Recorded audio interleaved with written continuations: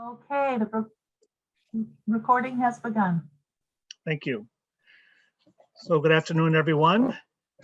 In accordance with the Commonwealth of Massachusetts Executive Order suspending certain provisions of the open meeting law, we are conducting this meeting virtually.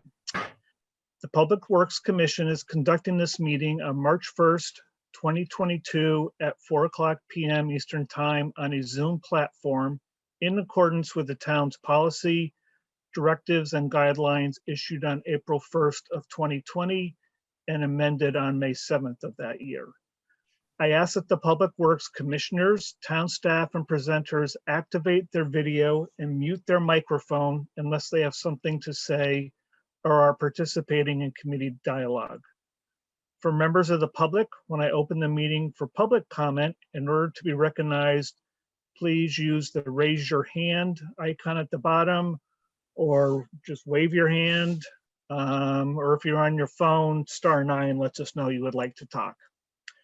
If you are recognized, please state your name and address for us, please. Also, just a reminder, this meeting is being recorded and will be available for later viewing on the town's website. So to start the meeting, we're going to have our call to order. I, Jeff Vassar, hereby call this meeting to order.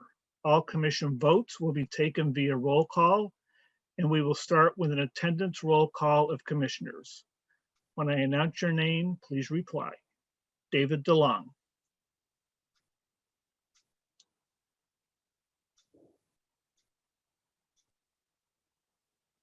David is saying he is here.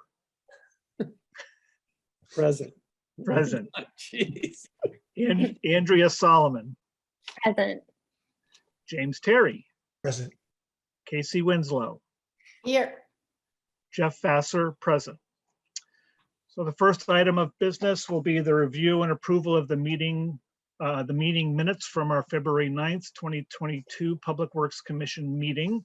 So I know all the commissioners received a packet with the meeting minutes in it, and I'm wondering if there are any comments. Jeff, I did send an email referencing a minor edit that was made in the minutes.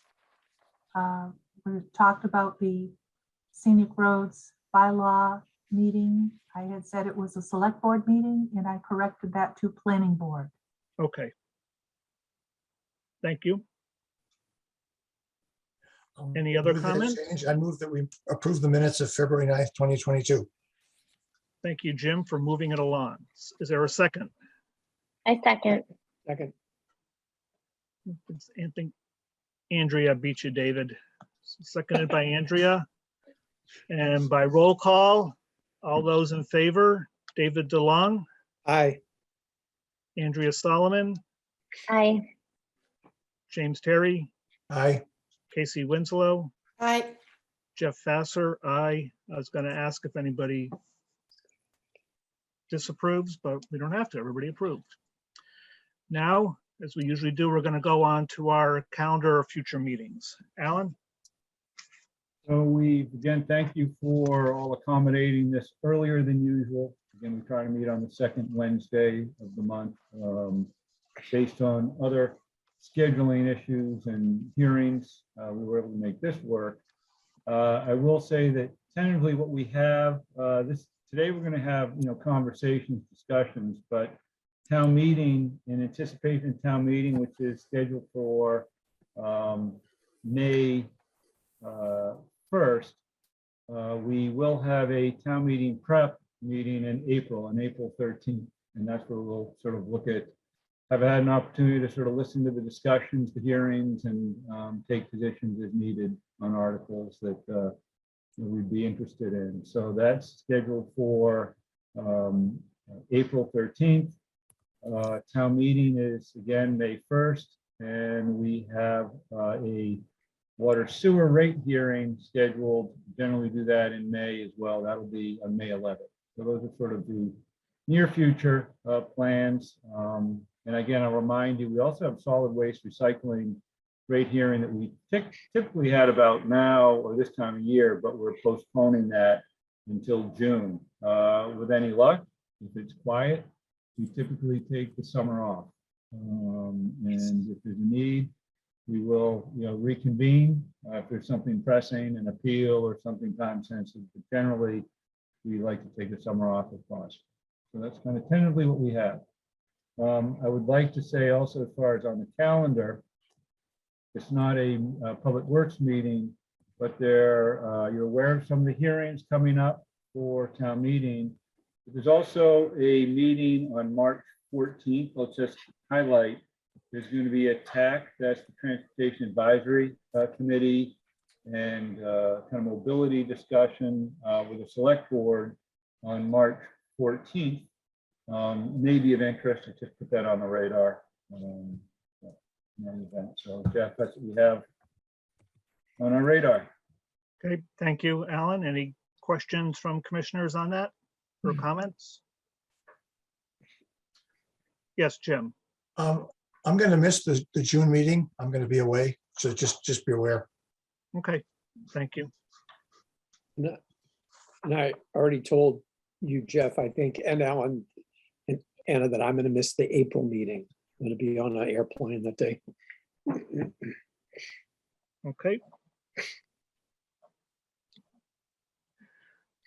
Next item is a review of town meeting articles that are of interest or may involve public works. The packet listed, I'd say a half dozen or so different articles that staff and the commissioners will be available to discuss this afternoon at this meeting. But since Casey has to leave a little early, I was going to ask her if there are any items of particular interest to her that she would like to have brought up first before she has to depart. Yeah, thank you so much, Jeff.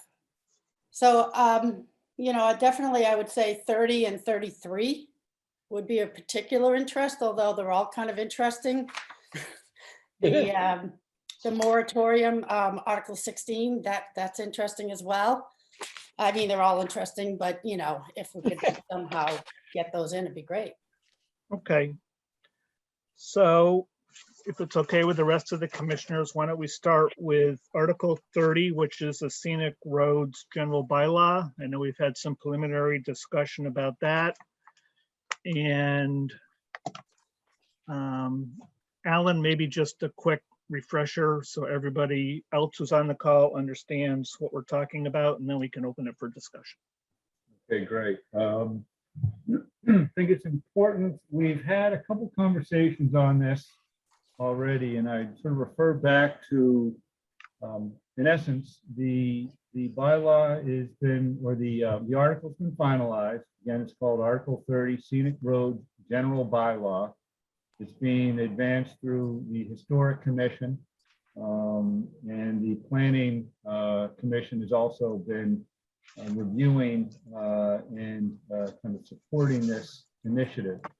There's a history to this initiative.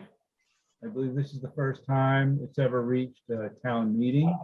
If you recall, back in January, I provided a packet with some of the historic documents that sort of frame the discussion, debate, what have you, on the whole concept of scenic road bylaw. There's enabling legislation that allows local communities to opt in.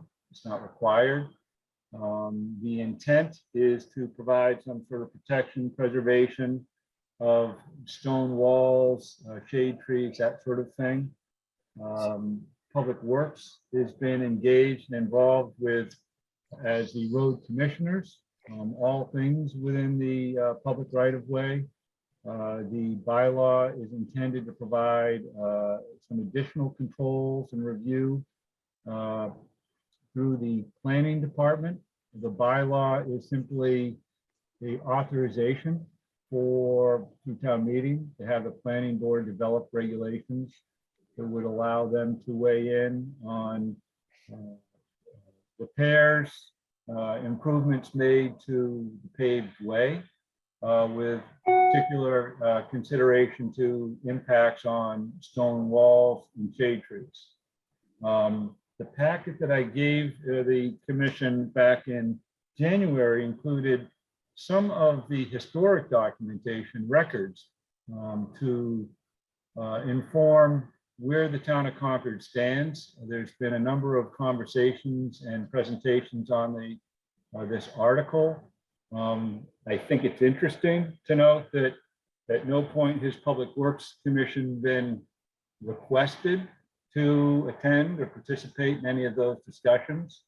There is a hearing, which is for the general populace, that is scheduled for next week. And I think when we started having a discussion on past practices and in essence, what Public Works Commission's responsibilities, authorities are, how town staff works within design, reconstruction, and roads programs, there was an interest to at least review amongst the commission, try and understand, what and where this, if this were to be adopted, how it would impact our the authority of the commission, the operations of Public Works, and put it into context and participate in the hearing if necessary or of interest, just to provide some insight that the general populace might not otherwise have. I think that was how this was set up.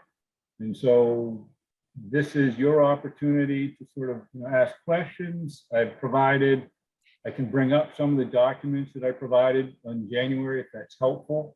I think what really frames the discussion is a roads policy that was developed in 1994, a update or statement to that policy in 1999 through the Public Works Commission, and subsequent discussions that relate to, there was at one point, what do we call it? Around 2006-07, the Concord Long Range Plan identified some, some interest in understanding how the ways are preserved and protected. And then there was also some back and forth with planning regarding I'm trying to find this document. It was a reconnaissance report, which also touched upon for the preservation of some of the more scenic roads in Concord. So that's the backdrop. Thank you, Alan. Before I open up for discussion, just a couple things I want to just point out for everybody, because when we brought it up a couple months ago, we all learned a number of things. And I just want to make sure anybody from the public understands this scenic bylaw pertains to stone walls and trees. I'll call them assets that are within the public right of way. So this does not place any controls on trees or stone walls on private property. And also at the last meeting, we had representatives here from Planning Board and Historic Commission, or Planning Commission, Historic Commission, or no, Planning Staff and Historic Commission, I'm sorry. And the request was made that the article specifically point out that Public Works Commission would be involved with the committee that would be assembled to prepare the regulations, rules and regulations should this pass. And they have added that into the wording here. So I just wanted to point out those two things that are clarifying some of the last discussion and then some of the wording that was added. Also in our packet, there was a suggested motion that a commissioner appear at town meeting representing Public Works on this article, so that if we collectively would like to make a statement about this at town meeting, that we would vote, could be today, could be in our next meeting, to have one of us represent our position on this. Yes, Alan? Yeah, Jeff, the actual draft motion is if the commission, I thought, was interested in presenting at the hearing to provide a perspective. Oh, at the hearing? Not otherwise be heard.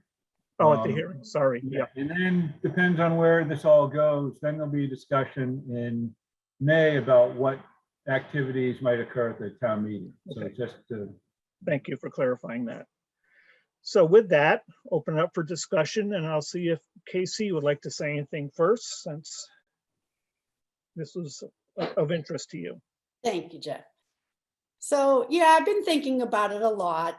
And, you know, we had some differences of thoughts at the last meeting, and I thought it was good. You know, I guess the thing I keep coming back to is the stone walls and along the scenic and historic roads, along the historic roads like Barrett's Mill and Monument and, you know, some of the other ones as well. And I just don't know what protection is built in for them in the way our current guidelines read. So that would be something I would ask Alan. Okay. The policies, and I think that's sort of the crux of how much protection does the Public Works Commission provide, and, you know, through working through staff on the context and design and layouts of improvements, right? That's the core issue. And I think what Concord has sort of discussed is the policy in place. My understanding is was intended to be all encompassing with consideration to, at the time, there were criteria that needed to be considered, but not necessarily strictly regulated. The considerations were open vistas, stone wall, shade trees, historic character. Design characteristics that were identified of interest were width, alignment, removal of trees, walls, visual impacts, signage, inclusive of markings.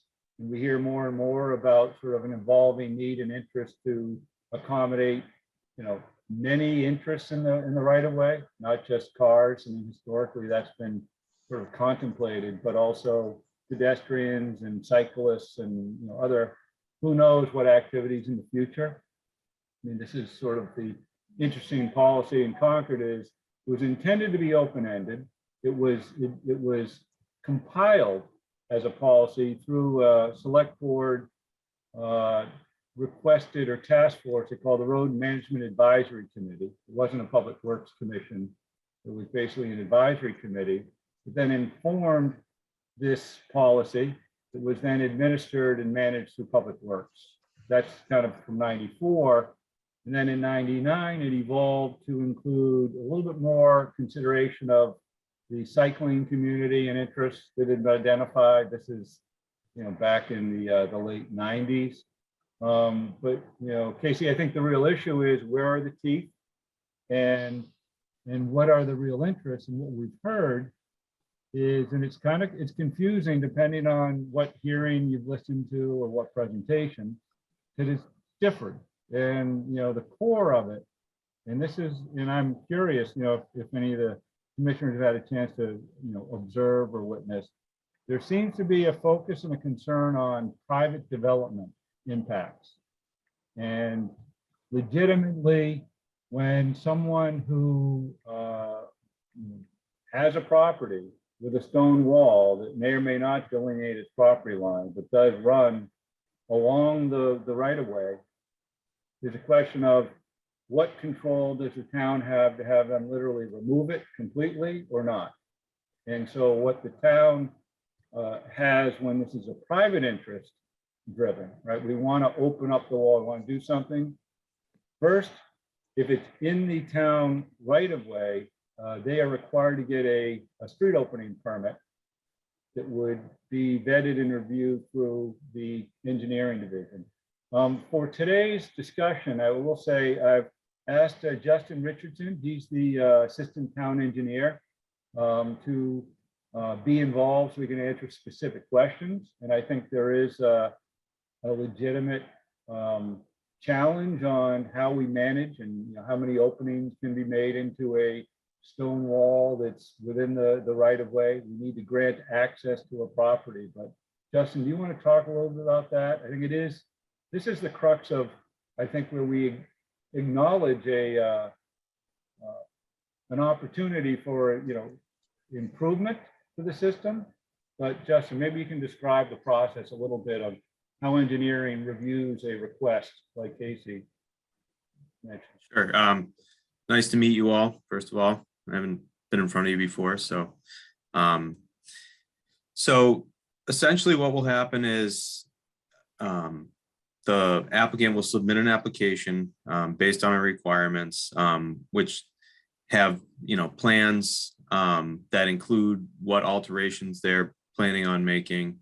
A lot of the times, we will go out and take a look at it for line of sight issues related to the right of way, for the driveway. We do obviously take into account like any implications such as stone walls, trees, historic district issues, all of that, we take into account. Now, as far as the actual stone walls are concerned, I sort of agree with what Alan's saying is we don't necessarily have anything in the right of way we do control, but we don't necessarily have the ability to prevent someone from altering that wall besides, so some of the things that Alan mentioned previously, based on, what we look for, through our plans. And, and I do agree that there could be more improvements made, so that we could, either through us or the, planning board regulate the stone walls and protect that resource. Thank you, Justin. Any other, I'm not trying to rush people, just other comments, questions from the commissioners? David? See if I can get unmuted properly. Alan, I'm going to play the confused one here, and I want to make sure I understand sort of what we're being asked, what decision we're being asked to make,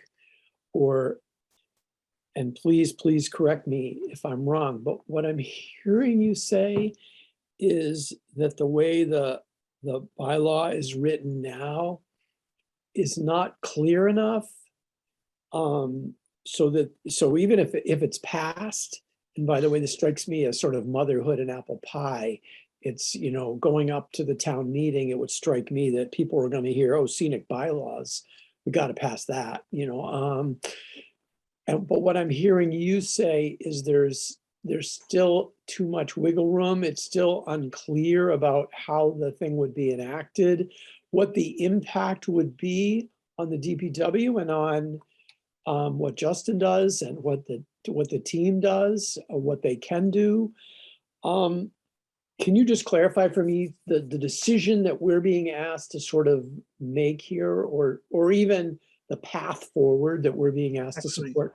Jeff. I'll jump in, Alan. So one, the way the petition, the article's written now, it is just asking town members if they want to see a committee formed to come up with the rules and regulations for a scenic road bylaw. So there is some wiggle room because those rules and regs have not been developed yet. And who knows if they'd go further than what the state scenic road,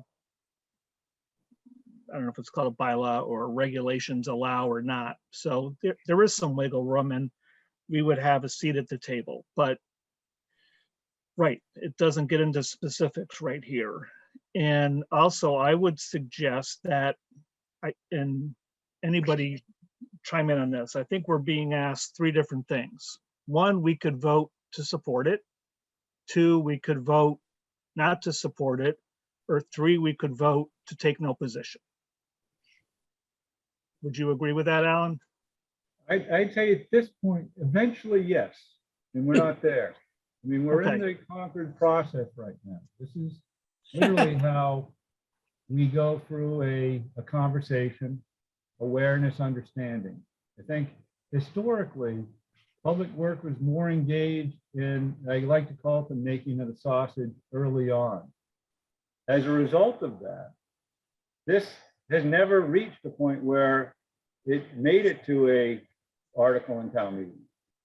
I believe the reason is there was conversations and an understanding of the tools that the town does have which haven't always been communicated clearly, and the way the town operates. So that, Andrea, you obviously prompted something, so please. So in fact, that question was asked at other meetings of the planning board and the historical commission, like, why hasn't this ever been brought up again or before? And the answer is usually like, we don't know. No one brought it up, but that's actually not true. It was brought up. It's been brought up. And then because Public Works was involved, they could weigh in and point out the redundancy of it. And in fact, in one of the packets we received, I think in January, they go point by point as to why this wouldn't be helpful to Concord. Starting in like 1994, there was a committee that weighed in. It was the Roads Management Advisory Committee, and they said that they wouldn't recommend it. They don't think Concord needs a scenic roads bylaw because a much broader vision would be more beneficial. So I think from there is when you start to see the roads policy developed. And then the roads policy is very clear and very much protects trees and stone walls and all considerations of all the roads in Concord. The roads policy covers all the roads in Concord. This, you're going back and making redundant some of those same guidelines to very specific roads. So all the roads in Concord are considered special. Now we have special roads in Concord. And I really think that as a Concordian, all the roads are very important and special and all have historic value. And I kind of like that broad vision of being able to protect them all. Then in 2006, it was brought back again, and both the Public Works Commission and Public Works weighed in, and they point by point of what was written then for the Scenic Roads bylaw, pointed out like why this isn't helpful. So a drawback of this bylaw is its selectivity and lack of flexibility, which is a one-size-fits-all nature of bylaws. But the commission wanted to highlight the context-sensitive roads policy that has the flexibility to let us design a footprint road improvements that protect the character and special assets of all the roads in Concord. Our roads policy allows us to accommodate the views to the greatest extent consistent with public safety and the public's opinion of these particular roads and changes. We also have public shade tree, which goes to tremendous lengths in protecting what trees are removed and why from any public roadway. And it goes further. It's right in the packet, but the history of bringing up the scenic bylaws in Concord has been neglected at other presentations. And I think that's unfortunate because Public Works, both the commission and the department, were allowed to weigh in on that decision to bring it forward. And because of our very extensive and well-planned policies, that it was never thought to be an asset. It was thought to be really more of a burden. And as the discussion goes on, I can share with you more about what was said at some of the other meetings. But I just thought that was an interesting perspective that was not shared at some of the decision-making meetings. Thank you very much. It's a nice background you gave there. Appreciate it. So can I just make sure Yes, I'm David. understanding, Andrea, if I'm hearing you, then you're saying this issue has been brought up, this bylaw has been brought up repeatedly and has repeatedly been turned down or at least set aside because of well-reasoned arguments given the existence of other laws or regulations in the town. Is that fair? And we seem to have forgotten. Alan knows that I'm the lost knowledge guy. And, I'm obsessed with this notion of forgetting and how we forget how we've dealt with complex issues in the past.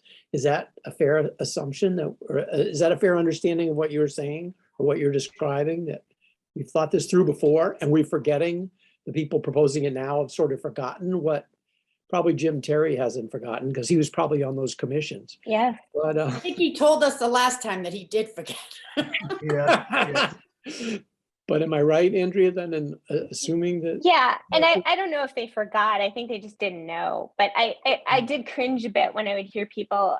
I watched other meetings where people would ask, "Well, hasn't this been brought up before? You know, if everyone else has a scenic bylaw." But what was neglected was the fact that it was brought up. I think people just didn't know more than they forgot or didn't want to mention it. And that Concord, while we don't have scenic bylaws, has a very explicit roads policy and public shade tree policy that very much covers the same the same ground and allows for a lot of input from the public, from different commissions, committees, boards, and departments in a very collaborative effort to keep Concord looking as best as it can and historically accurate as it can, but also safe, and considers the very many people who may have, interest in how a road works, be it cars, pedestrians, cyclists, people who just drive on the road for the scenery. It really is very comprehensive as it stands now. Thank you. thanks. Jim, do you have anything you'd like to add before I speak up? No, I really don't. I agree with the comments that I've heard from Andrea and David and the points that Ellen has brought out. I believe that this bylaw is being brought forward because of the potential of a development on Balls Hill Road that is going to bother the 2 or 3 neighbors that live on that street. It's a dead end street. Not many people go down it. It's of interest to me. I've driven Barrett's Mill, Strawberry Hill, and Liberty Street, and where there are stone walls, there aren't stone walls that are going to be changed from my perspective. The planning person disagreed with me on Liberty Street. Maybe there's a lot there that can be developed, but I don't really see the issues. And the one question I'm going to pose something to Alan and see what his thoughts are. We have a storm. It's in the winter or it's in the summer, who knows when, and a tree falls across one of the scenic roads and it damages a stone wall. What is Public Works going to do? Or are they going to be delayed if there's a scenic roads bylaw in doing anything to change the road? So the answer is, it depends on how the regulations are drafted. And that's the uncertainty. That's what we don't know. And that is really, so just to put a little light on the process, which is, regrettably, we haven't been engaged early enough and participated early enough, but we did ask the proponent to come to the Public Works Commission and they listened, which was good, but we asked them to come to us. They did, and as a result of that, I will say there's been some improvements already to the concept. Again, let's be clear, the request at town meeting is short and sweet, but the implications are really where we need to say, what if? And Jim, that question is a big unknown, and that's our concern. And Andrea, please. Yeah, that was brought up. That actually, it wasn't brought up very much at the planning board meeting.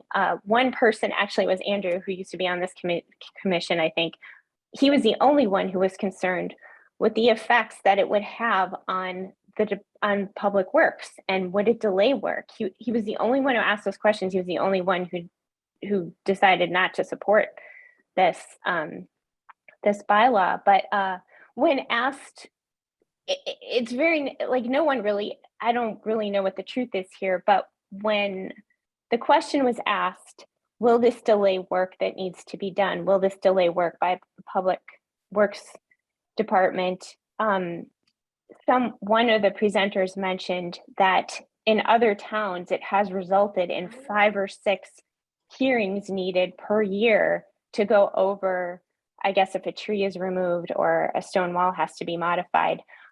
That seemed like a lot to me, 5 or 6. If you have work that needs to be done and now you're waiting, not only you're waiting for a hearing that has to be planned and publicly announced, that's weeks. Sometimes it's a couple months before that gets done. I didn't see the benefit in that. And I don't know what the real answer is, because when also the other statement that's been made at these presentations is, oh, no, none of the other towns have an issue with this. It's great. They love it. I don't know if that's true either. And I think if that's going to be presented, it may be worth finding out, how does this really affect the planning and work that's done by public works departments? I would like to know a more concrete answer on that. But if Public Works were part of the process in putting together and drawing up the regulation, I mean, currently it says annual roadside maintenance by Public Works, as well as removal of hazardous trees, will be exempt. So it says it already. So maybe instead of just saying annual routine roadside maintenance, such as, repairing a stone wall that was damaged by a tree, so on. I don't know why trees are mentioned in this at all. Trees are very well protected. They are protected. I agree with that. The more I thought about it, the more after our last meeting, and I think you're doing a great job, Andrea. I got to tell you, that's awesome. You went and, did a lot of research on your own and attended the meetings. Good for you. And I think I agree with you on that. The trees are protected, very well protected. I don't feel as strongly about the stone walls. I feel like, I'm a granddaughter of a stonemason. What can I say? It's true. So, I'd also like to thank Andrea for her research. Yeah, absolutely. Helpful putting things in perspective. My thought is that I'm all for the protection of trees and stone walls. I think we already do that. And I think if we had been engaged in the process earlier on, it might have helped some of the fine tuning that David might be looking for at this point. And I think our policy goes above and beyond what this bylaw does. I've thought a lot about it too. I think it's redundant. And I think it might, one of my suggestions is, if people feel strongly about this, let's just delay it for a year and get Public Works involved so that everybody who is pushing for this is fully educated about what's already in place. And sounds like they weren't fully educated. And then make an educated decision on whether they want to move this forward, because they've missed a lot based on the policy we have in place and not engaging us in the process. And I guess Alan's heard this from me a couple times. If we really want to protect stone walls, most of the stone walls in Concord are on private property. This bylaw does not protect the stone walls on private property. Yes, Andrea? I think that's part of what's difficult about this is that when you just hear the presentation, it sounds terrific. Of course we want to protect the beautiful vistas in Concord and all the scenery and everything. But as Andrew pointed out in the planning board meeting, it doesn't actually protect all that private property. It only protects this very narrow part of the road, which is already protected. And go ahead. I'm sorry. I do a lot of, I'm a realtor. So I see a lot of properties and I'm very aware of what it was sold and what it looked like when it was sold. And now it's not, now it's been redone and whatever, and it looks beautiful. But I am aware of more than one double cuts, where they put in a U-shaped driveway and, that has kind of slipped through the cracks, because I don't think that Public Works has any real teeth in preventing a stone wall in the public way from not having some, something, two cuts or multiple cuts or whatever. People need driveways, obviously, but I do feel like there have been instances, I don't think I want to get into the specifics, but there have been instances where it has happened. Maybe Alan? years ago. Casey, you're right on. I mean, we see that, and we know that, and that you talk about the double drive policy that was established again as a protective measure to try and limit the number of those, primarily with public works. We can use, safety as our primary reason to push back, that sort of activity. I think there is general agreement that there are a number of those situations which the town in our existing policies do not prevent as is. Right, The that's my. challenge with the policy or the regulations to be determined that they will affect everything Public Works does when we're involved. We're not the private contractor, we're the town doing things. So this net that will catch those exceptions will catch all of our activities as we're going through trying to realize what Envision Concord wants, trying to do improvements, things that we don't know in the regulations. So it's, I think, identified as a shortcoming. The question is this the tool that really helps? It's a fairly blunt tool for those exceptions, not the rule. But Public Works is going to be impacted by the rule, not the exception. And so that's I think the discussion. And I think there is a legitimate blind spot in the policies, the street opening permit. But as Jeff mentioned, if there's an interest, maybe the regulations are strictly developed to control private interests, and that might be fine. This might be the right tool if we have that. But we don't know what that's going to be. And we've heard about the private concerns. You haven't heard about Public Works, but we're going to be dragged into this in a way that we just don't really understand. And that's the only issue. Does that make sense? Yep. David? Yeah, thank you. I think so.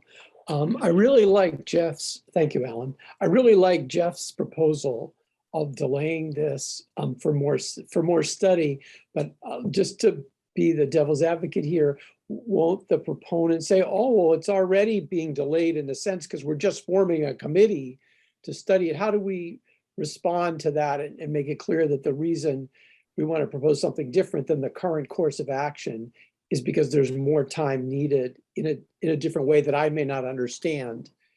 Can you clarify the difference between the current path and the path you're sort of proposing? Because I like the idea.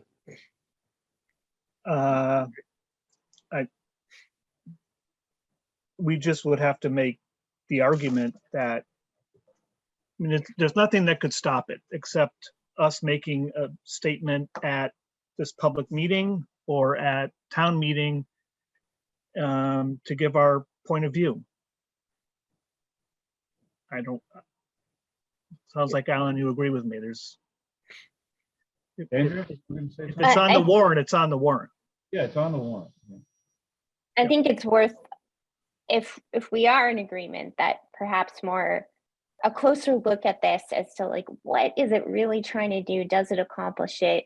Are people who are voting on supporting this aware of what we already have in place and the effect that it could have, the detrimental effect it could have on the department, if there is one? I think that needs exploring. But I have to say, like, when it was brought up, like the one time it was brought up at one of the meetings where, what does Public Works think about it?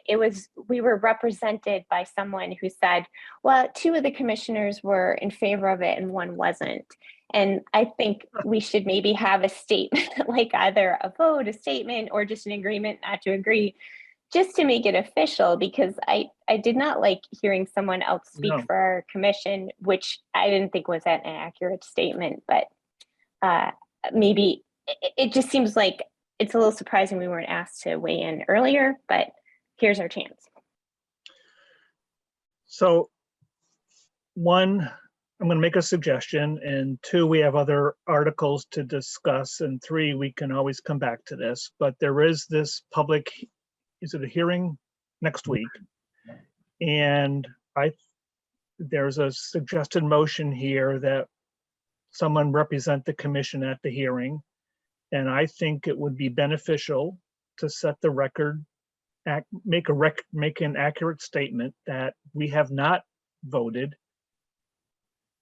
one way or another, so that it shouldn't be, I mean, we don't want to sound defensive, but make it clear, we know about the policy, we have not taken a vote on it.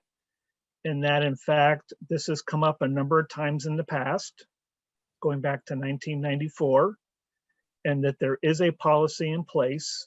So it's more part of the education process, which is part of a public hearing. You educate people and then you ask for their comments. I think that's what was being suggested in our packet, Alan. And I think we would need to, one, agree, do we want to have one of us at that hearing representing us? And two, what do we want that person to say? Can I just offer? the Yeah, benefit- go ahead. The benefit of Zoom is this is recorded. So you can also, at the hearing, explain, this is one other venue of information that might be helpful. And Jeff, you're right, it's a public hearing process. We're just trying to provide information and see where it takes us. Yep.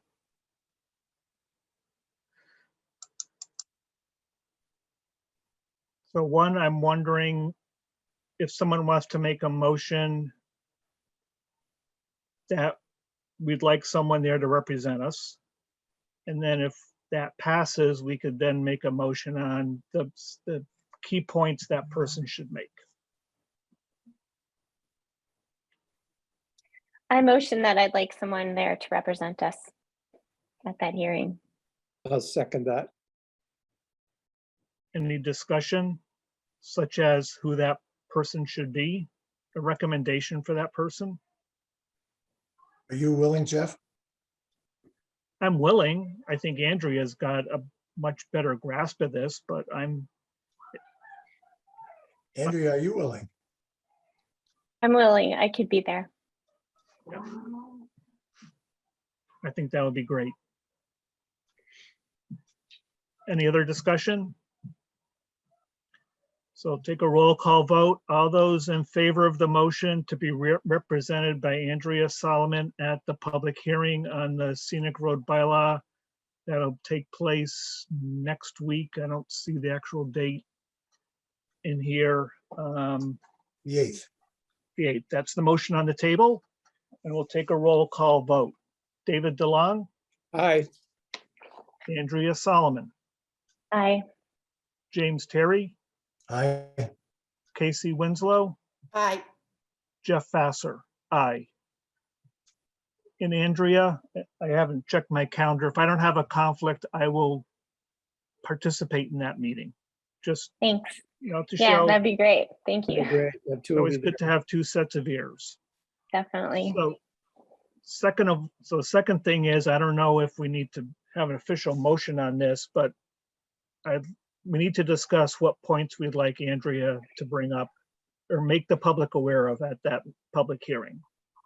And what I've heard is, one, we have a policy in place, and to let people know what that policy says about our roads when it comes to public works. Two, that this has been discussed a couple of times going back to 1994. Andrea had brought up at least 2 different times this has been brought up. So this is not unique. This is not the first time this has been discussed. And 3, again, I'm just trying to repeat what I've heard tonight, is that the commission has not taken a formal vote or position on this. We are in the information gathering process. David?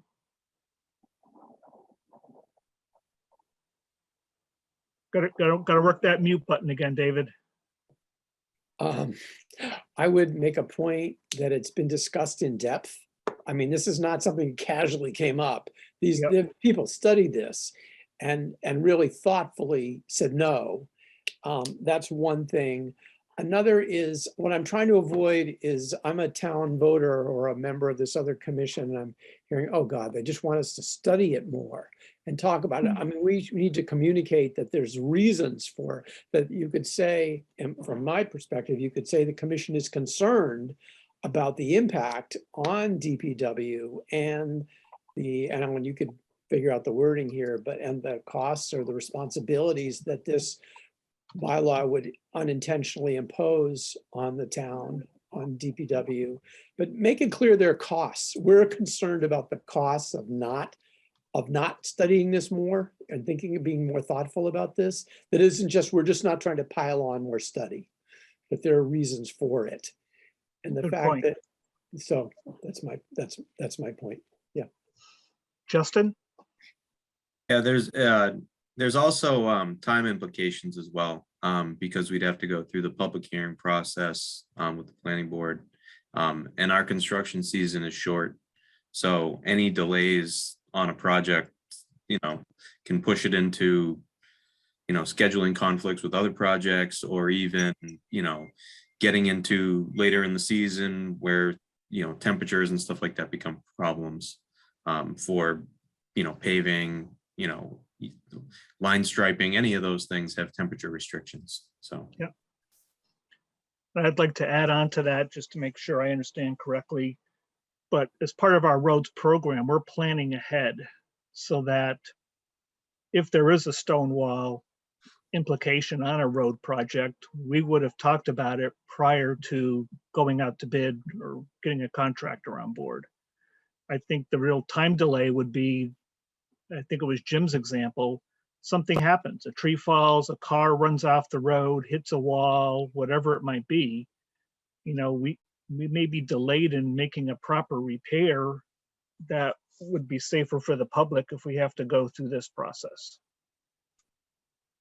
Andrea, I think I saw Andrea's go ahead. first, and I'll go Casey. Well, go ahead, Casey, because she has to leave. So go ahead. You have to unmute, Casey. Muted? Oh, whoops. I'm sorry. So thank you. So this is a clarification as to whether or not we're asking Andrea to go there and try to have them take more time, or just, present, because we initially were talking about, right, about the idea of like, let's study this for a year or whatever. Or are we just having her present to us, our thoughts? That's open for discussion. I mentioned 3 topics that I thought we had I mean, agreed. I think Andrea feels that, and I think I might agree that, I think there's nothing we can do about it. It's on the warrant, that they're not gonna shelf it. I don't think they will. I don't think there's any chance that it's gonna be shelved.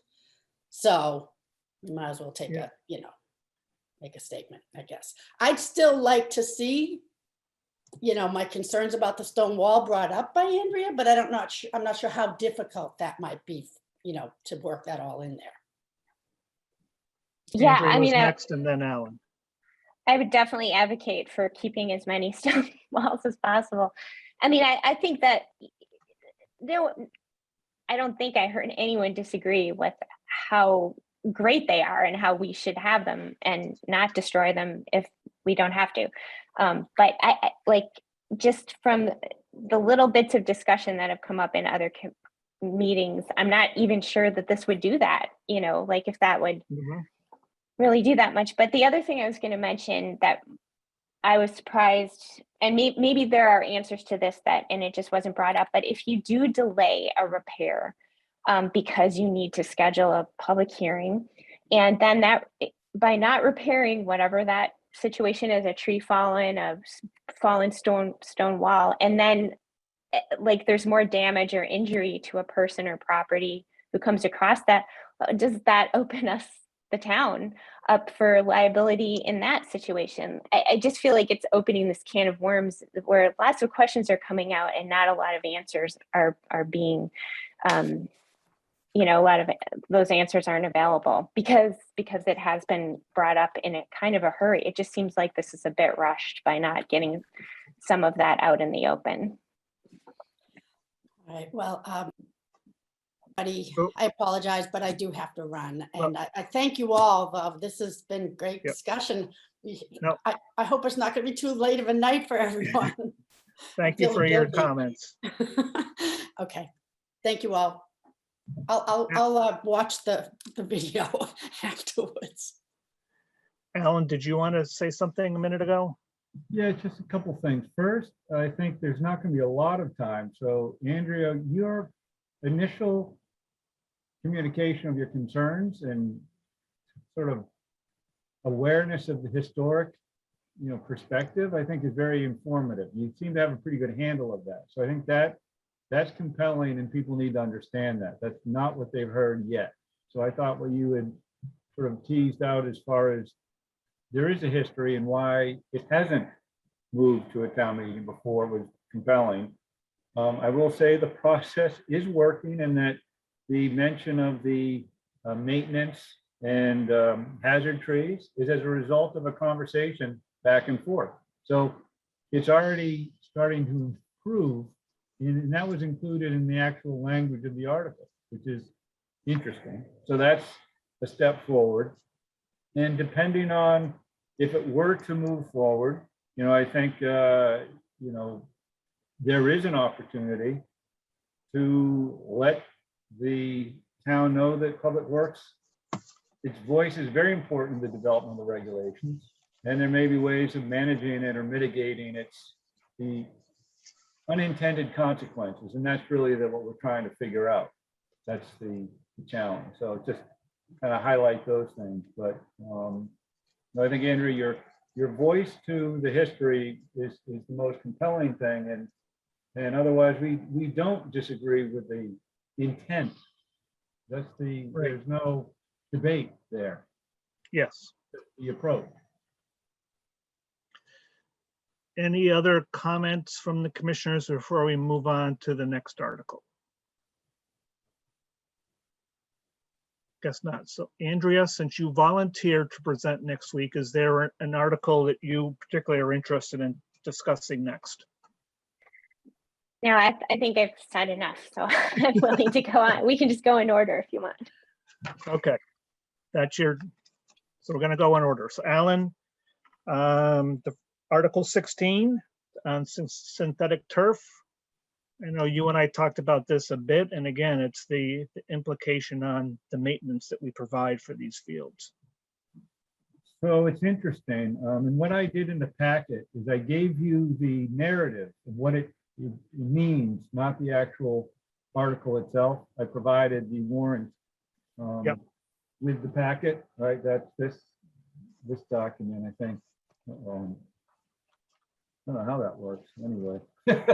I'm on a fuzz and it won't show you that. So, but it's a fairly simple motion or language, which is basically preventing, in fact, I can bring it up. I have it available so you can see it.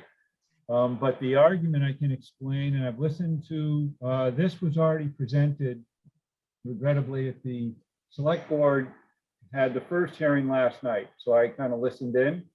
The implications, why it's important, is Public Works does a lot of the maintenance of fields and facilities around the town. In fact, Eric Shaw, Eric, if you want to take yourself off before I reduce, can we see you, Eric?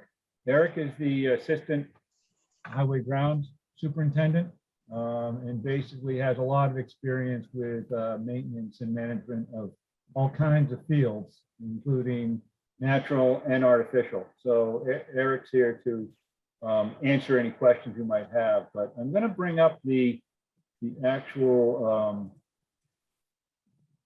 language itself, if I can find it. So while you're looking for it, Alan, I'm going to ask Eric the question I asked you last week. So Eric, my question was, we maintain the town fields, synthetic and natural turf. And the synthetic turf, if this was to pass and there was an issue with the synthetic turf field, or if it has reached its end of its usable life and needs to be replaced, it sounds like we wouldn't be able to do that. And I'm wondering what would that, do we have any idea of what that would result in relative to maintenance of the natural turf fields, because they would be probably used more?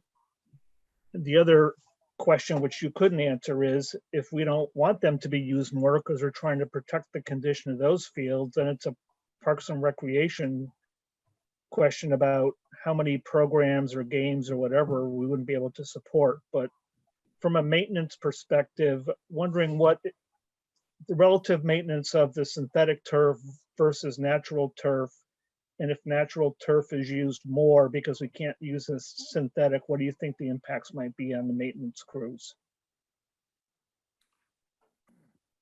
So I guess in general, I would sort of highlight the value that the synthetic turf sort of provides to the town is that it provides sort of a relief outlet to the other facilities that we maintain around town. Certainly when it comes to specific sports that, tend to drift into the, shoulder parts of the seasons, lacrosse early in the spring, soccer programs that want to run late into the fall. The synthetic turf provides those opportunities, on a sort of a weather dependent basis. The impact of not having a facility like Doug White is you're going to have to go to recreation and sort of, map out that these seasons are going to get shorter and their uses are going to be limited. As far as the impact on maintenance, if we're talking about this field going away altogether, then yes, there's going to be probably a higher need for additional uses on the current natural fields. I think I spoke with Alan about what would be the possibility of if we can't restore or we can't replace this surface with synthetic turf and we have to convert it to a natural grass facility. Certainly not impossible. The maintenance would be different, but I think again, still, we're going to get into a scenario where we're not able to use this, facility, later into the season, earlier in the season, and there's going to take a little more control over how it is used in terms of weather and, scheduling impacts. Yep. Thank you. I'll let the other commissioners ask questions in a minute. The reason I think is similar to the scenic road bylaw is I think people need to understand the implications of something like this passing. I'm not taking a position for or against. I'm just saying people need to be informed of what it may result in relative to DPW maintenance, DPW budget, and how many games or leagues or events can happen on our fields if Doug White is not available. Any other? David? Yes, thank you. Can I ask a question about the way it's worded? The proposed moratorium would apply to all town of Concord land, including the public school fields, but not to CCHS fields or privately owned. CCHS includes Doug White, right? What doesn't it? What fields are not covered? What fields are being actually under the moratorium that couldn't be? It couldn't be where if there was a need to replace turf. That's my first question. Yeah, it's a great question, and it wasn't clear to us. And last night at the presentation from the proponent, they did volunteer that they did not intend to capture the Doug White field. However, there was some confusion, I think, as far as the language and if that's actually right captured or not. So I know there's going to be some discussion on that, but that was the proponent's intent not to characterize or capture the Doug White field. I think it appears to be for new fields that don't exist. But this is what we find is interesting, or where there's turf fields that we want to improve. There's an acknowledgement that you can't do that on private property. you know, so that's where the private schools have artificial turf. I think the reality is there's drawing attention to things we should be mindful of regardless. So it's not a bad idea as far as awareness of the health and safety of kids, which is a big part of it. The environmental impact issues and sustainability is a part of it, as well as drinking water. So the proponents being thoughtful and thinking about these things.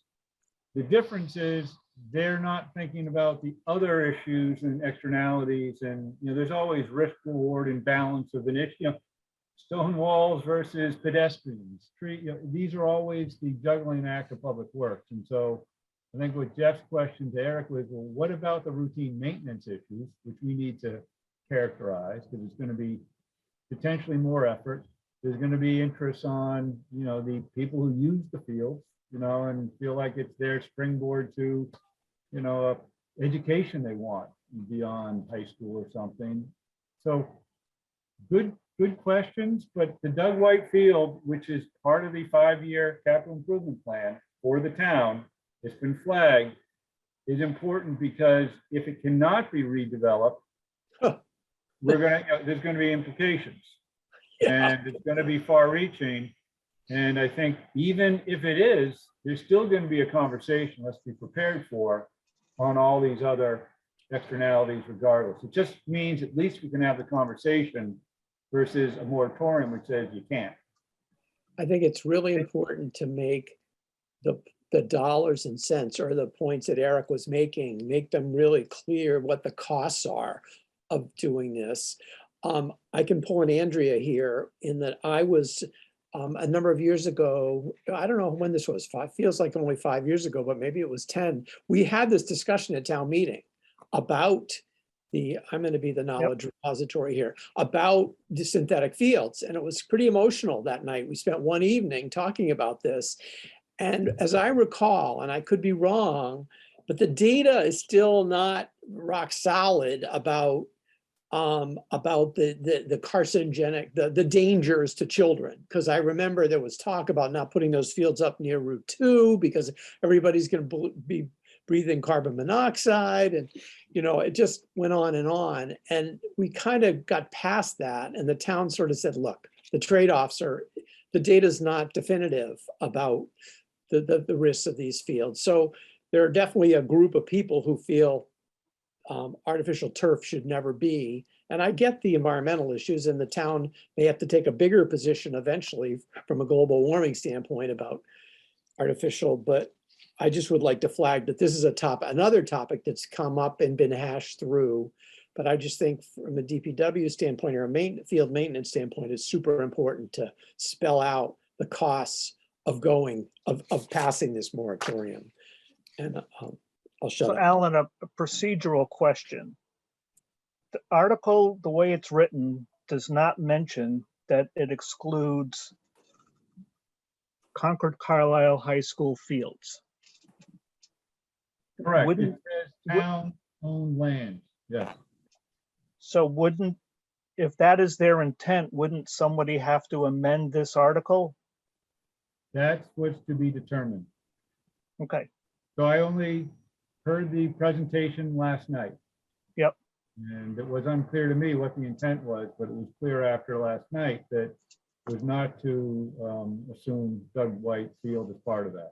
right, well, it's written in the warrant and you put it up, but the actual wording of the article does not exclude Concord Carlisle fields. Correct. And that's, again, that's for the proponent to clarify and Yep. town to understand. What about the last sentence? Doesn't That's not the actual article, though. That's a summary of the Oh, that's- intent of the article. I'm so sorry. Yeah, That's okay. It's very important. Because if that's the intent, it should be in the wording. It's kind of like the bylaw we were talking about. They have, and it's helpful. That's why I gave you the narrative so you could understand the issue and then go back to the actual warrant itself to see Yeah. the language. And they're usually pretty, yeah, there you go. And to make it clear for anybody watching, I'm not taking one side or the other. And if the Concord Carlisle High School fields would not fall under this, then it really wouldn't impact our current maintenance program. Because we're not changing anything that we currently maintain. It's my understanding. It would not allow us to add a new synthetic turf field, but it wouldn't mean we have to get rid of anything we currently have if that exclusion was added to the article about the high school fields. Correct. Jim, I didn't listen to the select hearing last night, so I'm going to ask Ellen a question. Was there anybody from Recreation that had any points to make or questions? You know, have you heard of anything in the town that is looking at considering artificial turf fields in the next 5 years or in the near future? So a reminder that this was first advanced in 2016. I think it was a 3-year moratorium. Then it was renewed in 2019 or so. And this is the 3rd extension. And it's evolving. I don't know about the language, but the justification's evolving with time. And what's interesting is I haven't been involved or engaged in the discussions or debates in the past, but Public Works wasn't particularly engaged or involved. That's what I do know, which I find interesting. The question on recreation, it's really more in their universe of programs and services and that sort of thing. So we have a new recreation director, and I did reach out to the deputy town manager to just sort of find out who is, is there another side to this? And really the only reason Public Works, I flagged it, is because of the need for us to maintain the Doug White Field. That's right in front of us. Short of that, I'm not sure what the implications are, and I haven't heard a voice sort of one way or another. Generally, what's interesting is the debate is once you have a project, then the discussion comes up, but this will avoid the discussion with the moratorium. So. Yep. Any other comments or questions on this item? Otherwise, we'll go to the next one. Okay, I think the next one is Article 10. Alan? Okay, Article 10 is the capital plan, and I don't want to belabor this because we've had lots of conversations. We've had lots of outreach. Justin Richardson, his team, Steve Dukran have been very, I think, compelling in providing a case for the needs for improvements, some of the larger improvements in the right-of-way. We've talked about pavement management, drainage, with stormwater improvements, traffic improvements. We've done well. The one area where it would, we have to be realistic, we requested upwards of $6 million in capital when that would be the town's budget. So unless we're not sharing with others, we did well. And I think it's a step. We've talked about a 5-year plan, but I think your questions and poking and prodding and sort of asking, what and why helped. And I think other people have listened. And so I just want to say, should this be, passed at town meeting, it does allow engineering division to start doing some real work. I think that's the bottom line. And it provides the equipment to do so. Quick question, Alan. I know we've been shown this information. I just don't remember. So we were under the road improvement pavement management program. We requested 3.5 million. It was proposed at 2 million. What have we been getting in the last couple of years, like on an average? Well, this is what's interesting. We've been getting somewhere on the tune of maybe 1.2 million or something like that, or but the difference is we're also absorbing a lot of other costs within the roads. It wasn't just pavement. Yeah. And so what we have done is significantly modify the ask to say these other assets are equally important. We can't keep robbing Peter to pay Paul, meaning take the money from the roads program or the pavement and put it into other assets. That's what's been happening. This is now standalone, legitimate funds, and we'll also get the Chapter 90, monies as well. That's more in the $700,000, $600,000 to $700,000 range. Is that going to be pretty much level funded? It's all to be determined, right? Yeah. But it does help. So, but I think what's important is we have some of these other needs that we're going to start addressing that are, we've made the case and the town's listened, and it's great. Okay. Any comments or questions from the commissioners? And just so the public knows, we will open this up for public questions. Article 15. It's an interesting one. Article 15. It's the electrification trust fund, just to establish a yeah. trust fund. It's not really Yeah. clear what the funds would be used for.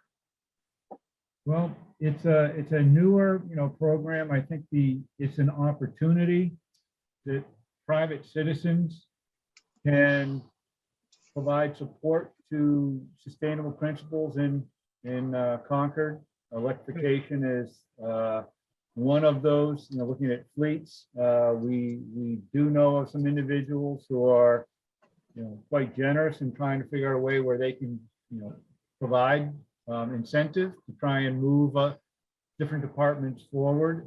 The police recently received a gift that went to help in their fleet electrification.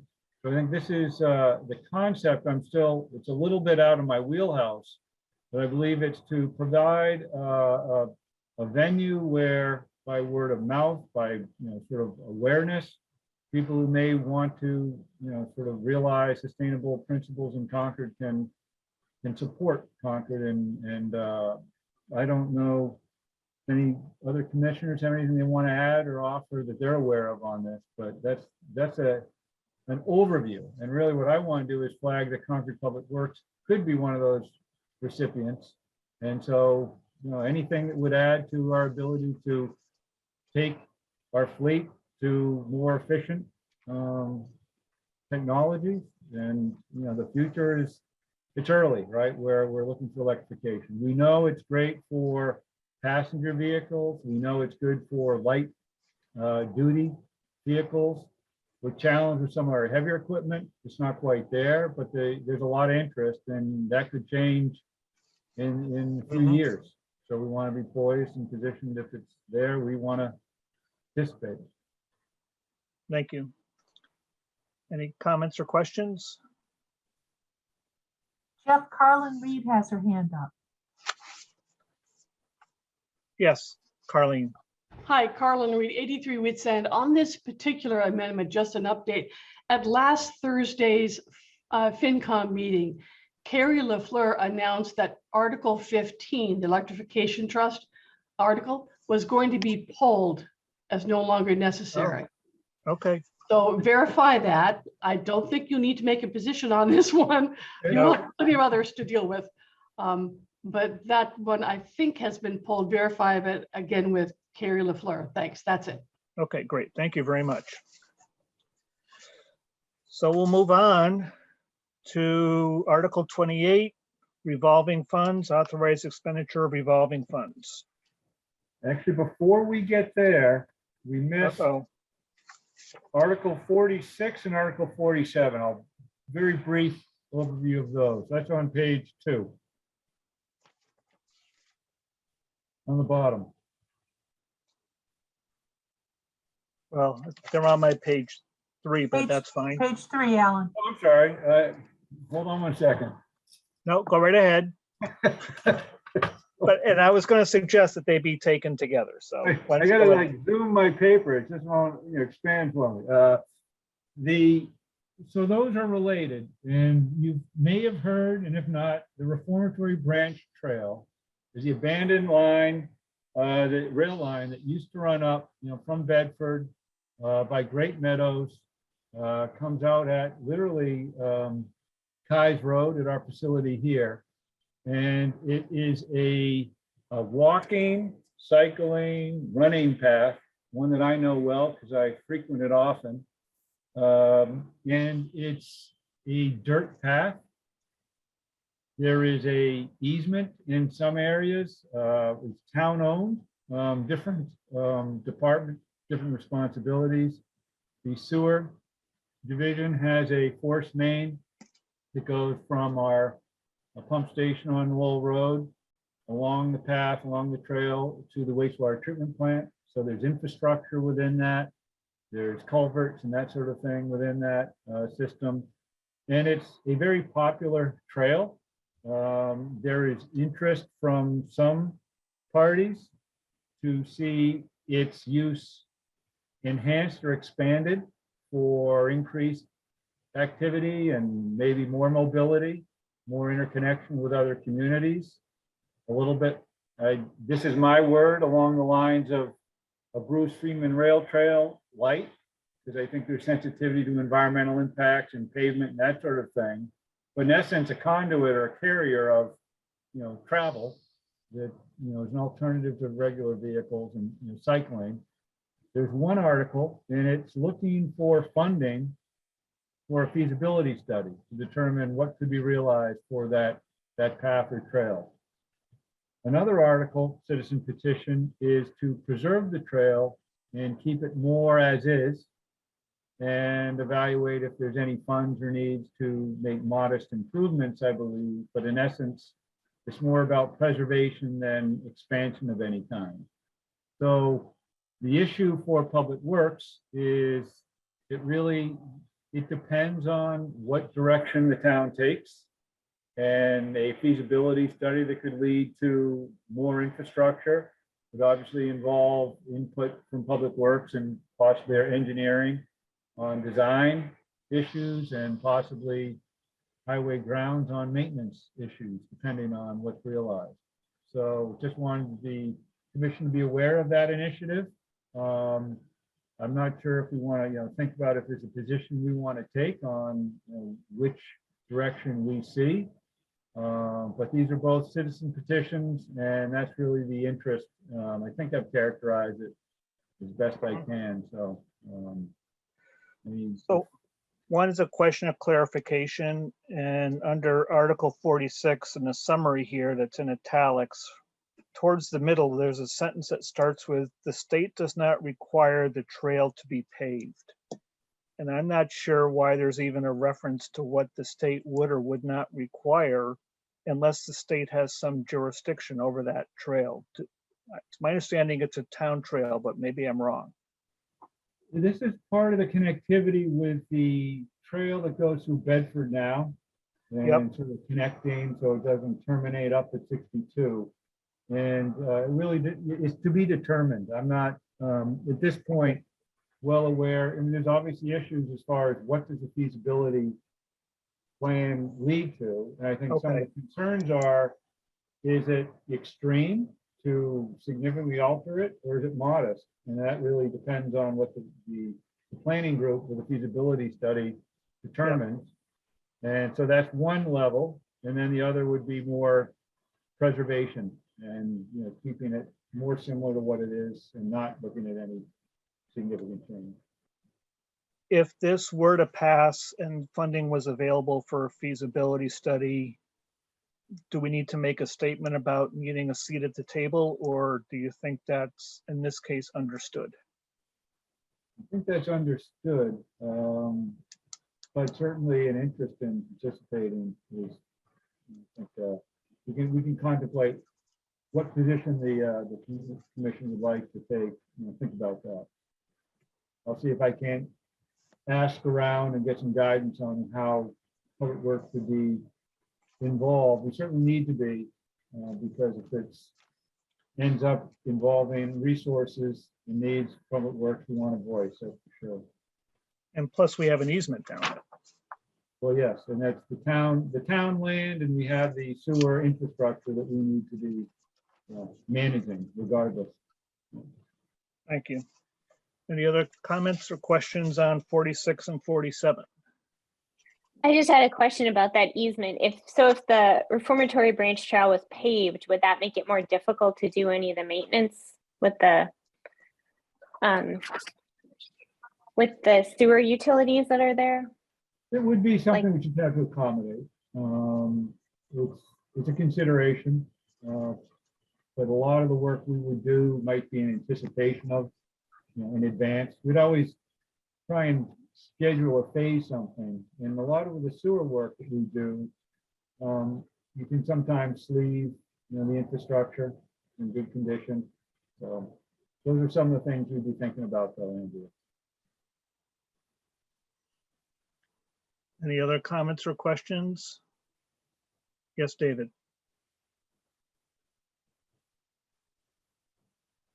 So Alan, are you comfortable with the idea that the department will have a seat at the table if, assuming this goes forward, that goes forward with some planning? Are you comfortable? You're not worried about being left out here? No, I don't think so. My only discomfort is stretching resources that we don't have.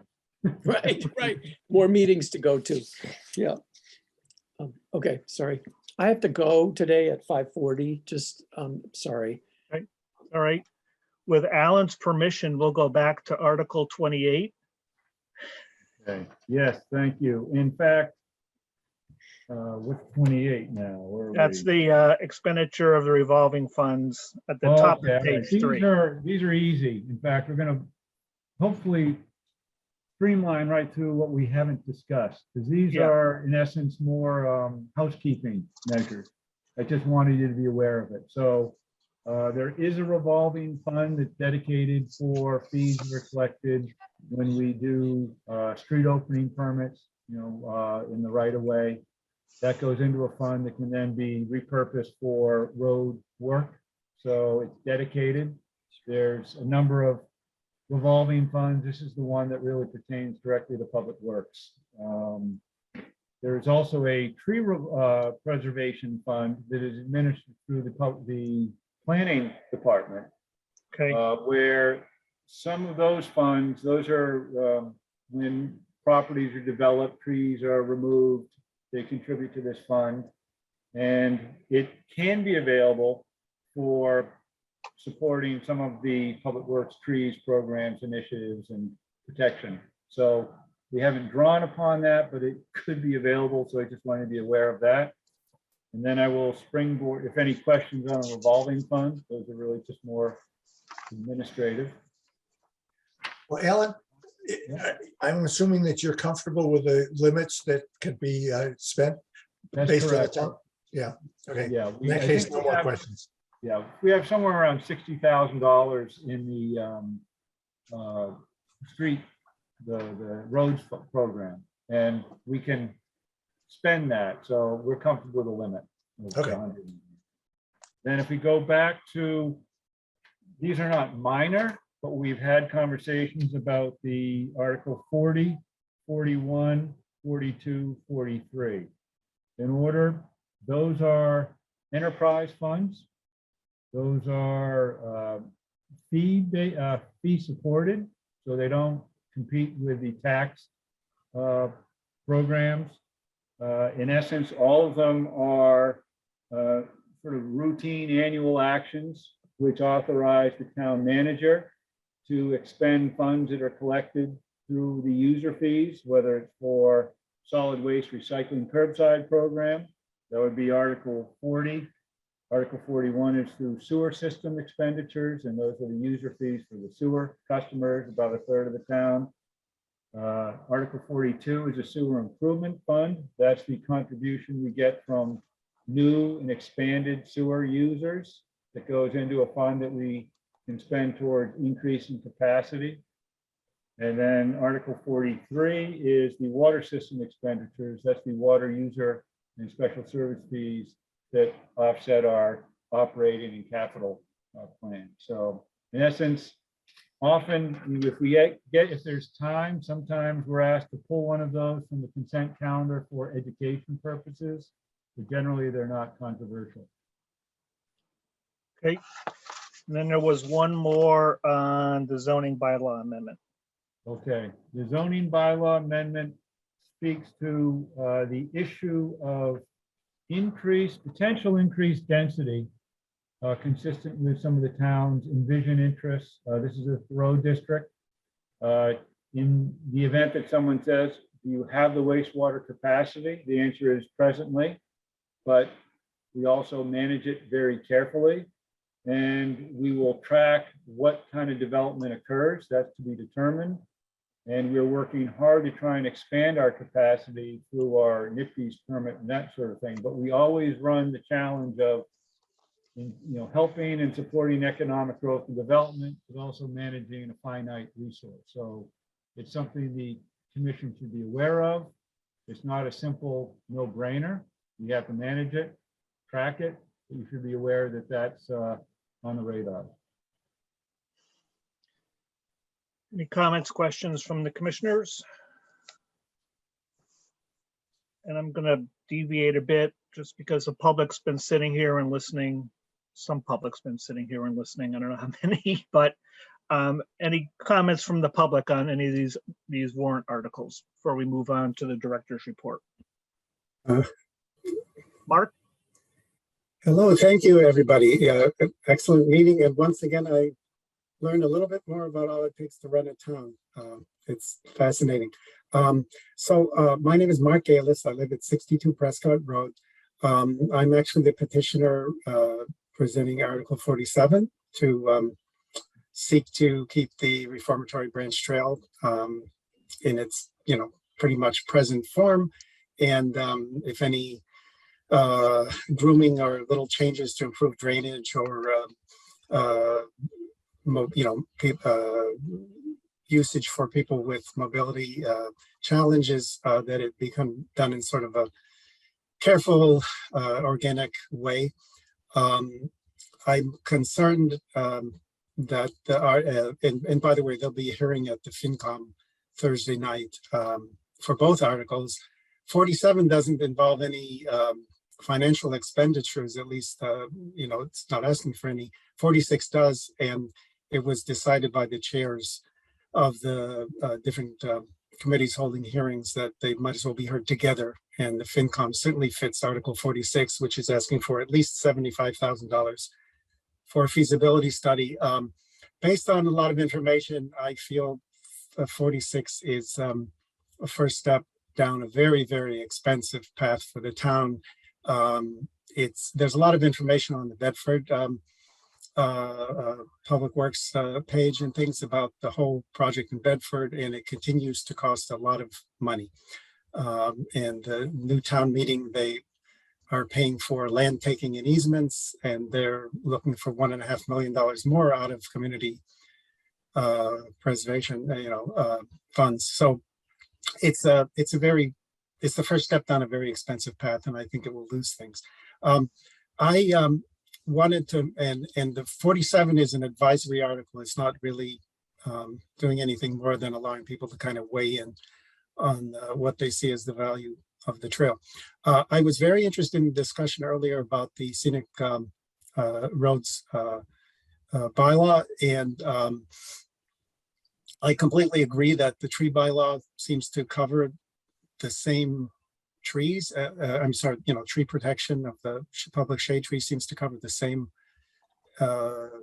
thing, and that's confusing to the public. And I agree that stone walls are important, but one of the things I just wanted to kind of throw out there is when I look at that, I'm an engineer, not an attorney, but when I look at Section 15C of the Massachusetts General Law, I find a number of things very confusing. One of them is it says basically once a road is designated, any repair, maintenance, reconstruction, or paving shall not include cutting or removal of trees, tearing down of walls or portions thereof without prior written consent of the planning board. And then there's something about penalties. So I'm a little confused in that number, and maybe this would help in terms of thinking about town meeting and questions. I'm a little bit confused about a couple of things. One is who repairs, maintains, reconstructs, or paves roads except the town itself? And why would you find the town itself? And second of all, I mean, there's also the concern about getting the planning board involved. I can kind of see that if there were other people, if it were like private roads involved that were targeted, then maybe saying the planning board should intervene is important. But at any rate, because of these lack of clarity, it might be worthwhile asking the deputy town manager or the town manager to ask the town council to answer some of your questions about the impact of this. I don't know. I think that would be prudent. So that's all I have to say. Thank you very much. Thank you. Anybody else have a quick, yes, Robert? Robert Hilsinger, 102 Central Street. First, just to thank Andrea for her articulate presentation of her research. It was actually very good. It's always good to hear something like that. The second thing is back to the reformatory trail. I've walked it a number of times, and at one point it becomes kind of rubble down there. And you look on the GIS map, it looks like it's a straight line. I assume that the town owns the fee in that, and I don't know what the width of that is. And I guess what I'm wondering is, when you get down to that point of rubble, are we typically walking on private property and not on the land that's owned by the town at that point? I walk it frequently myself, and I always thought it was public land, but I don't know if any part of it is private, but certainly that's what a feasibility study would show. I don't know, Alan, if you know about the ownership. No, I have not delved into that. Okay. I'm just focused on the section that relates to the sewer. Yeah. Okay. Anything else before we move along? Jim? Carlin Reed has her hand up. Oh, okay. I saw Jim pointing, but his Hollywood Square isn't the same as my Hollywood Square. Yeah, Carleen. Alan, Jim, I'm up and over, so I'm over like this. Carlin Reed, 83 Woods End. I have sent to Alan and to Anna Trout the link to the League's First Friday program, which is this coming Friday from 9:30 a.m. to 11:30 a.m., where the League is going to be looking at each one of this, almost all of the citizen petitions, including the Scenic Roads Bylaw. And Andrea, in particular, if you can make this, I recommend that your voice be heard, because it's a discussion point where many League members are going to be listening to the various petitions, including Mr. Galis's article number 47 on the reformatory branch trail. So again, that's this Friday. The link, it's open to the public. It's just kind of hard to find the link. So I've already sent it over to Alan and to Anna. Okay, that's it. Thanks. Thank you. So with that, I'll ask that we move along to the director's report, which I know Alan and his team can fly right through. There you go. David, good to see you. Bye, David. Have a good night. So I will go to share, and the team is ready and willing and able to fly right through this presentation. And I'm glad you had the opportunity, actually, before we go there. I always like to tout the staff we have at Public Works, both having, Justin available to talk a little bit about the engineering, and Eric on the highway grounds, just shows you the depth of our team. It's kind of nice to have them present. I will go to, let me see if I can share the screen, hopefully pull up the presentation, go to director's report. Is it up? You good? Okay. So one thing, just to let everybody know that we are now, they said kind of like the State of the Union, the masks off. The town this week has gone back to kind of a new post-COVID schedule. Public Works is now open from 8 a.m. to 4 p.m. to the general public walk-ins. We continue to have somewhat flexible schedules, which means there's people working 24/7, but between 8 a.m. and 4 p.m., you should be able to come by and get face-to-face as needed. And then depending on individual needs, appointment, before 8 or, after 4 can always be accommodated depending on the staff. That is Monday, Tuesday, Wednesday, Thursday, and on Fridays, we are 8 to noon. Just to kind of let everybody know. I will have Justin, do you want to walk us through the engineering section of the director's report very quickly? Sure.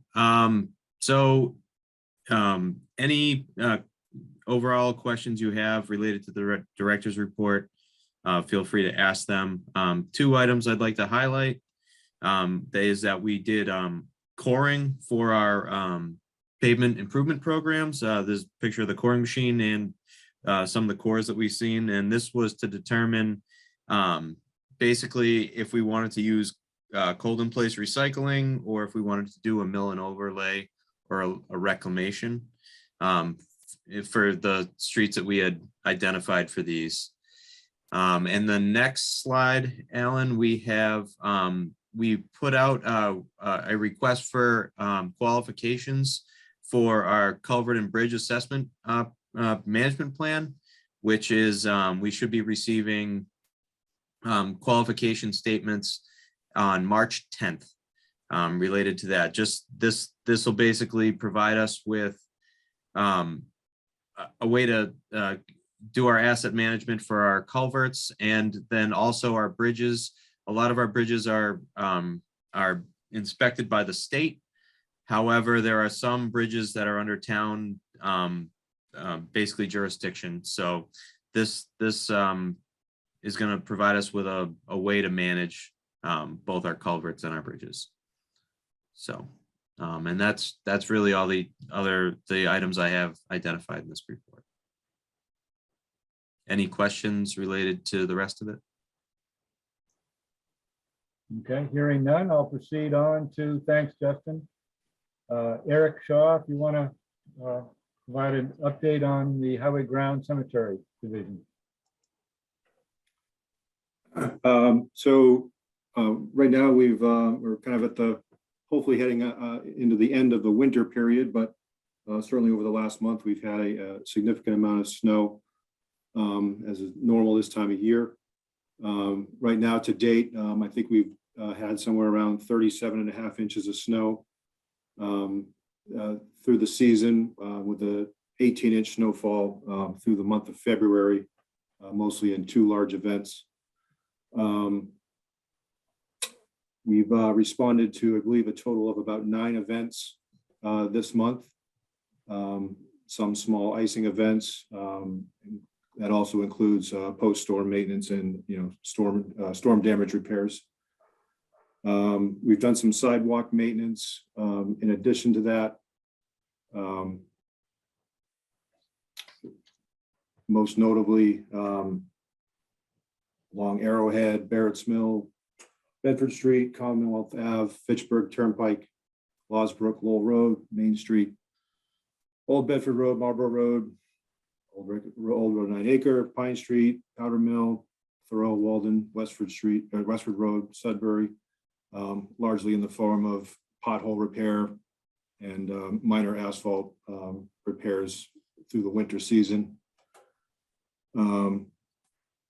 Composting site, although it's been closed for the season as of the first of the year, we did do a large brush grinding operation to sort of get rid of all of our brush waste that comes in through the season. Mayor Tree performs that service for us. So that was done last month.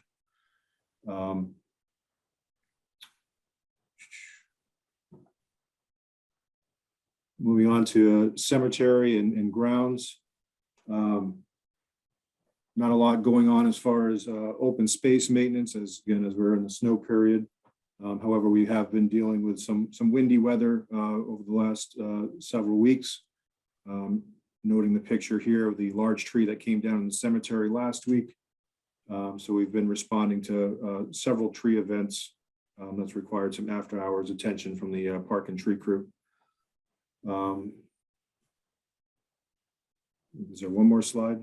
Eric, on this note, just out of curiosity, this tree fell, it was the first burial site in the this cemetery, correct? I think it was the headstone. Was the Correct. It was first- just down the hill from Author's Ridge. And Yeah. amazingly, if you look at the tree in the picture, when it was standing, it looked like a relatively healthy tree. But as we noticed when it came down, the roots were almost disintegrated, and pretty amazing that it stood as long as it did. I think that's it, Eric, for the highway grounds at this point. Okay, thank you. Thank you. Let's see, Jeff Morosky, are you there? Yes, I am. Morosky is the Water Sewer Superintendent. Good evening, commissioners and members of the public. The commission may remember from the February 22 director's report that we reported that we had conducted an outreach to fifth graders. This is something traditional that we do. We reached out to or gave presentations to 3 separate elementary schools in the town, Thoreau, Alcott, and Willard, presenting to approximately 230 students. And those presentations were providing students with an introduction to local water resource issues that touched upon protection, including stormwater management, fundamentals of public water infrastructure, as well as drinking water quality and conservation awareness. And you may not recognize the featured speaker here, but the featured speaker here was Melissa Simoncini. And she might want to offer a comment or two on the subject matter, on the experience of speaking to the fifth graders. If not, That's fine. Thanks, Jeff. No, it was nice to be welcomed back into the classrooms after not being able to attend for the past 2 years due to COVID. And I have to admit, I really enjoy going in and speaking with the fifth graders because they ask some of the most fantastic questions and make you think about things in a totally different perspective. So it's refreshing and it's a wonderful experience, and it's something that myself and other CPW members look forward to each year. Thanks, Jeff. thank you. And the last slide for the presentation deck, we did have another water main break. It was a minor break and not a major break. We ended up not noticing any level drops in our 2 water storage reservoirs. This was again a cast iron main. Since I came on board at the beginning of November, we've had 3 water main breaks, and they've all been on cast iron water mains. This particular one was over on Harrington Avenue, and it occurred on February 19th. And the methodology, as you've probably seen before, this is a wrap method of encapsulating the defect that was allowing water to leak through the cracked water main.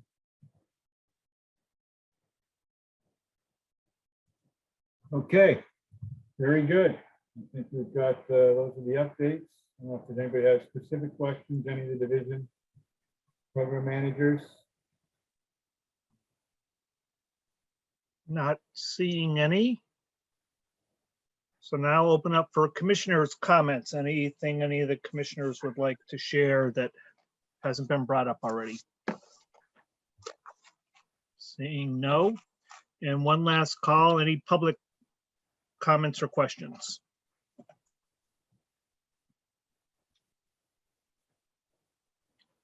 Looks like we're good. Oh, did Mark Galis requesting to be recognized? I'm just saying thank you. I don't have any Yeah. more comments. Thank you very Thank you. much. I'm Jeff. I move we adjourn. Motion to adjourn. Any comments? We need a second. Second. Second. Now any comments? Hearing none.